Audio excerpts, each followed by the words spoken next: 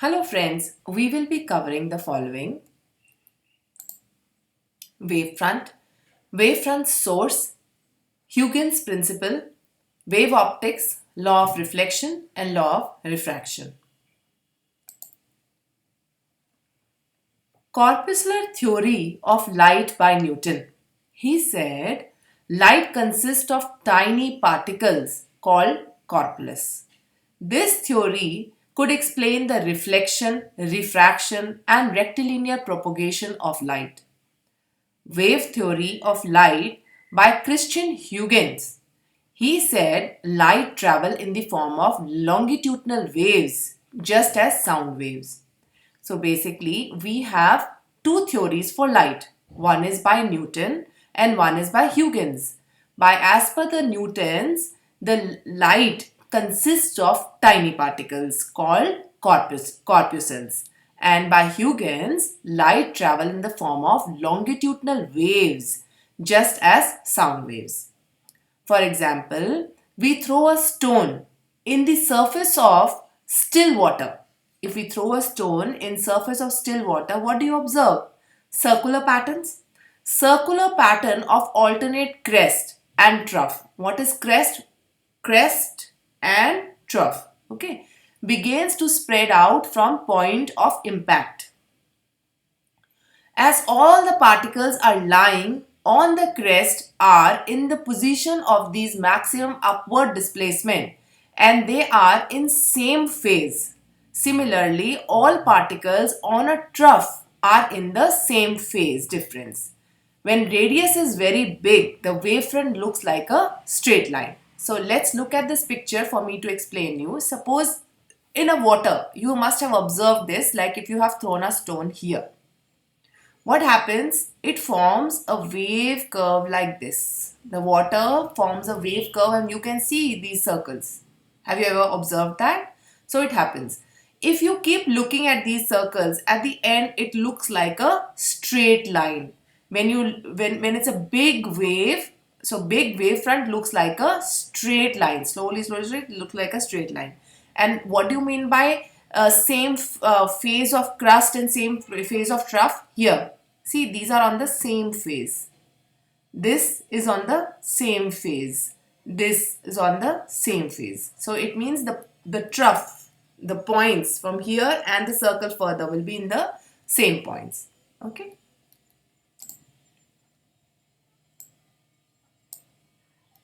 Different type of wavefronts. For point source, wavefront shape is spherical. If you can see, this is the point source. From here, the shape of the wavefront will look like a spherical. It will be like this. Okay. For a light in linear shape, the wavefront is cylindrical in shape. So if it is a line, this is a line. So for this line, the wavefront shape is cylindrical. See, from the top, if we look at, it's cylindrical, it's spherical or circular, we can say, but it's like a hairbrush. So from the top, you can see these lines coming out of the bristles direction of propagation, and this is the single line. So line source will look like a cylindrical shape. If you see, this is a cylindrical shape. Okay. As a spherical or cylindrical wavefront advances, its curvature decreases. Wavefront at a large distance front, the source will be a plane wavefront. So it will look like a plane wavefront. Let me explain you this one more time. Here, if you look at this is a spherical wavefront.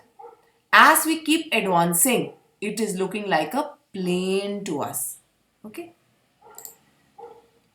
Wavefront through convex will form a converging wavefront in this form. If the wavefront is coming like this and we make it pass through a convex lens, and it will become a converging wave. It will converge and add up to this point. Wavefront through a concave lens forms a diverging wavefront. See, this is the concave lens. The wavefront that is coming from here, the light source which is coming from here will form a diverging, means it's going away. like it's diverging away from this point. Okay, so if a wavefront passes through a prism once, if we have to draw a wavefront through an object, so what do we basically do? We draw a line how it will react through an object, then we draw the plane. So we know in a prism it enters, gets refracted, further gets refracted. So this one line we will draw. Similarly, we'll draw the other ray that if it comes, it's going to get refracted and further gets refracted towards the base, right? So this is the line that we know that it will pass through. So how will the wavefront react? Wavefront will be like this. So wavefront, if we have to draw the wavefront, it will be this diagram coming like this, and this is how it's going. So I hope that's understandable. Here it's comes like a wavefront, comes like a straight in form of the rays, and here it bends down like this. Okay, here one more time look at this. This is how the wavefront will keep coming here, and eventually it will add up here. Similarly, you can just observe these are the various wavefronts that we have covered. Huygens principle. As per Huygens principle, each point on a wavefront is a source of secondary wave, which adds up to give a wavefront at any later time. Each point of a given wavefront acts as a secondary source of wave. Let us look at the picture here. Here we have a cutout from a cardboard. We observe that wave generates a secondary wave and moves forward from this cutout. So we have cut this out. So here we observe that from this pattern, a new generated. This is a new generation, new wavefront that is formed. Further, a new wavefront is formed, and this is how the rays are coming out. It comes out in a form of a wavefront, which is like a spherical circle here. This is how it's coming out. The new wavefront is formed by a common tangent drawn on all secondary wavelengths. So, suppose this is this is my primary source from where the source is generating. This is the circle here. This is my common tangent that I've drawn on top of this line, that black line that you can see, and this is generating another source. So primary source, secondary source, the tangent, the black line that you can see drawn on it, and again from that point of the tangent, another wavefront is being generated, the secondary source is generating, and this is how the wavefront keeps going in forward direction. So from here, if this was the wavefront, we will draw a and this will keep going further like this. So new tangents are formed, and the forward direction, the wavefront keeps going on. Okay. Reflection on the basis of wave theory. We consider a plane wave front AP strikes the mirror. So this is a wavefront that is coming, that these red lines that you can see, these are coming towards the mirror. This is the mirror base. This is the base where the mirror has been fixed. So when this wavefront is coming to strike, so at this point A, it strikes here, and point P is still here. This is the form of the wavefront that is coming. First, the wavefront touches the reflecting surface at A. Here it touches at A. In accordance with Huygens' principle, from each point of the mirror, secondary wavelength starts growing. From this point, these blue lines that you can see, this is the secondary wavelength that has started to grow as soon as this wavefront that was coming has struck point A. The secondary wavelength from A reaches at point P, and the time taken by the last wave at point wavefront B at the same time to hit B. Then we draw a common tangent on the last wavefront and from point PB. Okay, so what it is saying is, this was the wavefront that was coming. This wavefront, when it strikes the mirror at point A, at point P, this is still here. The wavefront is still here at this point. So slowly, this wavefront will From P point, it is gradually going further, and at a stage, it is going to hit the point B. At the same time, the moment it has struck the point A, there is a secondary wave which has been generated, and here if you see these curves, this secondary wave will start forming. So this wave front will take the time to hit point P, and similarly this which was the original P will actually hit at the time B. So we have a new wave front which has been formed, PB. This wave front will be reflecting back in this form. Okay, so angle of reflection and refraction, we'll just go further and understand that part. The angle of incidence is equal to the angle of reflection. This is called law of reflection. The distance Vt, the wavelet originated from A will be a hemisphere of radius Vt. From Huygens principle, CD will be reflected wavefront. So what it's saying is, let me go back one more time.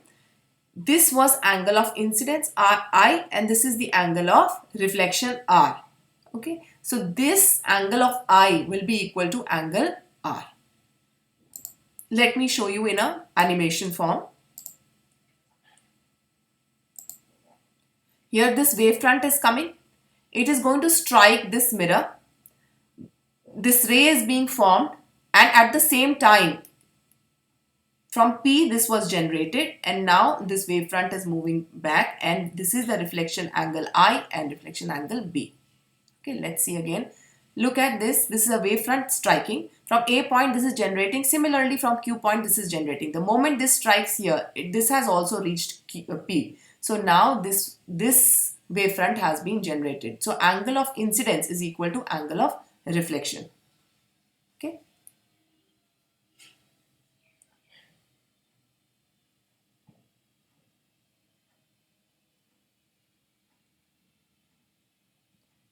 Hope this is clear to you now with the animation. Law of refraction. In law of refraction, we have actually taken the two mediums, medium 1 and medium 2. This is the medium with velocity v1, and this is the velocity v2. So here it is slower.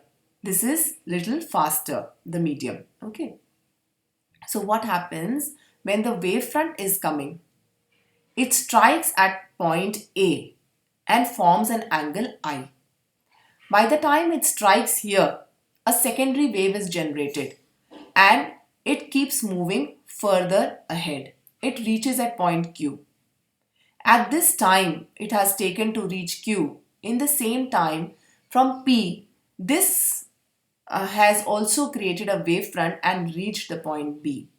We will draw a tangent from B to Q. This will be our new wavefront, and this wavefront that is formed in this manner. So this is I, and this will be angle R here. If mathematically we see, then mu equals to sine I by sine R, where the value of sine I is PB by AB and sine R is AQ by AB. By numerator and denominator, we are going to cancel out AB from both. We are left with PB by AQ. PB value is V1 velocity into time. That's the distance it has covered, which is this distance. Okay. And AQ value will be the velocity, which is V2 into time t. If we cancel out tt together, because the time taken to reach from point A to Q is same as P to B, then we are left with V1 by V2, which can be written as mu2 by mu1. So let's see this in an animation form. This also proves the Snell's law of refraction. The constant mu to 1 is called the refractive index of the second medium with respect to the first medium. Okay. This is the animation for law of refraction for wave front. So here we have taken the two medium. This is V2, which is a slower medium. This is the V1 medium. So medium 1, medium 2, and here the velocity is V1, here the velocity is V2. This is a wavefront which is coming down to strike from one medium to the other medium. We are seeing the law of refraction here. The moment it strikes at this point, this is generated, the secondary wavelength. At the same time, this has reached to point B. We make a tangent, and this is the wavefront which will be formed. This is the wavefront that will be formed here. Hope this was helpful to you. Thank you.